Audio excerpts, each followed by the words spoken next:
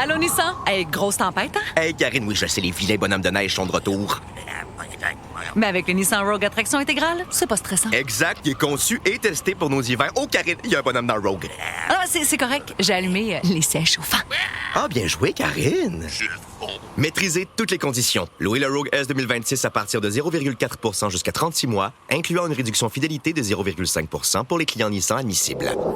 Jusqu'au 2 mars, sur approbation de crédit, les conditions s'appliquent. Détails chez Nissan. All right, everybody, welcome back to the Elias Macko Show. Let's talk about content moderation when it comes to social media companies. Do you think social media companies should be full-on moderating everything that gets posted to their various social media sites? Do you think there should be more content moderation? Do you think there's too much? Do you think that some stuff gets taken off that shouldn't be taken off? Let's talk a little bit more with Mitch Joel, tech advisor, investor, author of CTRL ALT Delete. He's the founder of ThinkersOne. Hi, Mitch. Hey, Elias. Thanks for having me. Reason we're discussing this is because the president of Meta, of course, Meta owns Facebook and Instagram and WhatsApp. Nick Clegg is his name. He's acknowledged that the company is mistakenly removing too much content across its platforms, with error rates in moderation still too high. And he admits that this leads to harmless content being unfairly taken down and people being penalized. What do you say, Mitch, on content moderation? Is Facebook, Meta, are they doing too much? It's hard to know if they're doing too much. We're speaking primarily anecdotally. We all know somebody who posted something quite innocuous and had it taken down due to community standards.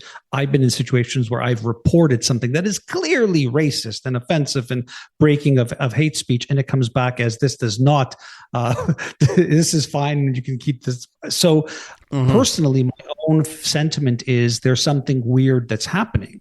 But I can also take a step back with my experience and say that putting the burden on them to moderate this from day one, I think we've spoken about this years ago even, is untenable. Like they've invested billions and billions of dollars, and even with the greatest forms of AI, to get this right and understand the nuance is very, very challenging. And I think as they figure out this new technology and the billions of dollars and people that they've employed to do this, they're realizing just how hard this is. How much do you think this has to do with the reaction to the fact that there is now a social media company, X, Twitter, whatever you want to call it, but one that has made the decision, we're going to allow all speech that isn't illegal. As long as it's not illegal, we're going to allow it.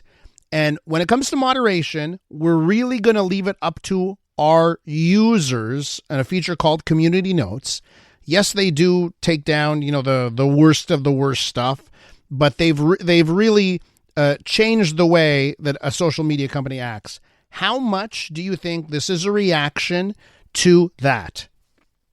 I think it's part of the sentiment, mostly because we know that Mark Zuckerberg traveled down to Mar-a-Lago to have dinner with Donald Trump.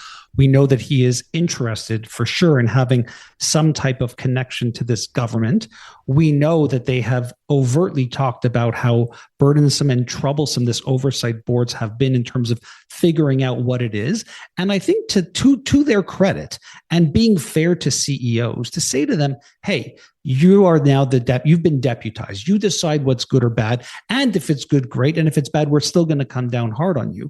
Why? Why shouldn't these CEOs have to follow the laws as everyone else does and allow that to sort itself out? So I do look at it and think this is a platform. And if you have people who are posting things that are illegal, they should be removed. And those individuals should be banned. They should be punished. They should be tried, whatever else you want to do. But to blame the fact that these people are posting this on a platform, I thought from day one is somewhat troublesome. And here we are. So let's put aside the illegal stuff, right? Like there's nobody, I don't know a single company that is arguing for the illegal stuff to have a place on their platforms. Okay.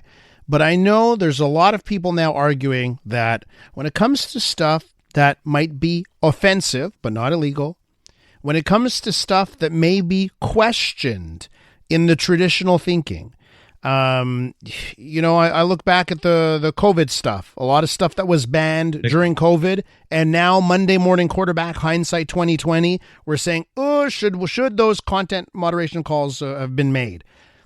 what about that, Mitch? How do you think this battle ends up? Where will we fall on the moderation of the questionable, not the illegal? I fall into the camp personally of we have to let it go because we haven't made it illegal, and we have to be able to have some type of freedom of speech that isn't opinionated just because people don't like it or they're offended by it. We also have to understand that within COVID, it goes deeper than that. They weren't pulling this as some type of individualized moral exercise. They were pulling it based off of requests from, at the time, the Biden government, which is also saying something. It's not illegal, but we're asking you not to do this, which seems a bit intrusive and strange. So you have somebody like Zuckerberg stepping away from that initiative and saying essentially what you're saying.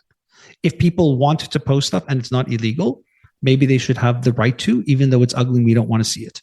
So if that's allowed, and I can just see if you let the offensive get out of hand, you could perhaps create a site that isn't welcoming to advertisers, that isn't welcoming to a lot of people who may try and find, right? So no, I don't agree with that. I don't agree with that, Elias. No? I think because we have to remember that it's not one place. Social media is a billion individual platforms. We just choose who we want to follow. We choose who we want to follow, even if they're resharing things. And so I do think that advertisers that are smart will just have to work a little bit harder to make sure they're on the pages that are aligned with their brand. Much in the same way, you have advertisers not going with left-based publications or right-based publications. They're going with where they politically feel comfortable. I think pushing the onus back on those advertisers is very important. And I would even argue that for efficacy, if you want your brand to truly transcend and be in a place that's being seen by the right clients, you should be doing that anyway. So I don't see that as the problem here. What about a proliferation of different platforms that are just home to one way of thinking? And I'm thinking about Blue Sky now. That is growing. I think they have their first account that has over 1 million followers. So people are on Blue Sky, but there have been allegations that they are very heavy-handed on moderation and banning of people, too heavy-handed. So how do you think this all plays out? Do you think we will end up with various, I mean, you could say Truth, Donald Trump's platform, maybe one for right-leaning content. Do you think if this plays out, we end up with a plethora of platforms, each made for a different silo of thought? Yeah, I mean, ultimately, I think that's the nature of who we are. And even if we didn't have that by individual networks, we already have that built into our own personal choices and the echo chambers that we've developed. So I don't even think we need the platforms to do that. We are self-directing ourselves in those positions anyways. We don't follow someone who is pro this or anti that. We do that intuitively. So the echo chamber problem is the echo chamber problem. Do I think that potentially we're going to see left or right-based networks? We could, and we do have them. I would hope that as these move somewhat more to a center, and we could even say that X maybe did that from the left, maybe more to the right, but maybe that is actually more center, that perhaps those are the places we should think about visiting to open up our brains, to expand them beyond. And by the way, if you don't like it, that's fine. I don't see any hate on X because I don't follow people like that. And if I even follow someone who reshares that, I unfollow them. So we can also build our own networks. Should it be the platforms or governments that makes the final say? I think the governments create the laws and the businesses need to follow them. To have even the place where Facebook has put billions of dollars into this moderation, I thought was absurd from day one. Mitch, we're going to have to leave it there. I want to thank you so much for coming on. Appreciate it. Have a great day. Thanks, Elias. Mitch Joel, tech advisor, investor. He's the founder of ThinkersOne.